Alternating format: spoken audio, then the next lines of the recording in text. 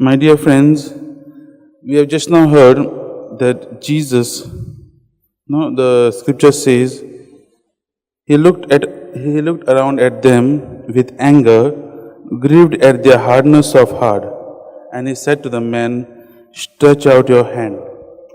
My dear friends, we see that sin damages our relationship with God, but hardness of heart is even more damaging because it penetrates more or perpetuates more the sin or the damage done by the sin. And the harder one's heart becomes, the more permanent the damage. And the passage above, we see Jesus was angry. We have, and when we hear this word anger, we feel this anger leads us to like irrational decisions and all. But you see today Jesus is angry not because he is he is like for wrong reasons, but he's angry because of the love which he has for the Pharisees. And then the scripture also says he was grieved by the hardness of their hearts. And looking at the behavior, looking at the minds and hearts of these Pharisees, that they have not understood what he has really come for, that he is the Christ, that he is the Messiah who is come to save them. Jesus is led to this holy anger. That holy anger does not lead him to come to an irrational decisions or irrational conversation like the Pharisees without thinking they should do. But it leads Jesus to heal this man with a withered hand.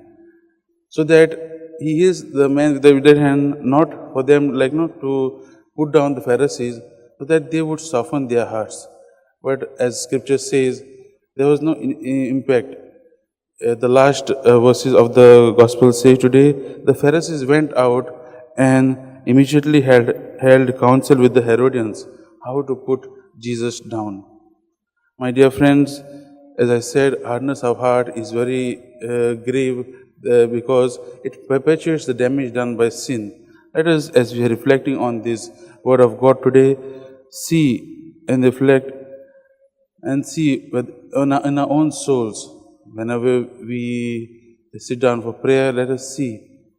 And whenever we see and we find this kind of signs that, okay, I am stubborn at times, maybe there are times when you are in conflict with someone else and you have not yet resolved, or whenever you are angry with someone, you must have had some kind of troubles with someone. But there are times when you don't realize that you are stubborn of heart. Sometimes the person who is stubborn of heart or hardened of heart, he finds it difficult to see that he has this hardness of heart. Let us reflect and see whether I am that person. Let us reflect and see whether I have hurt someone else. Let us reflect and see whether I have accepted, or sometimes it feels difficult to accept.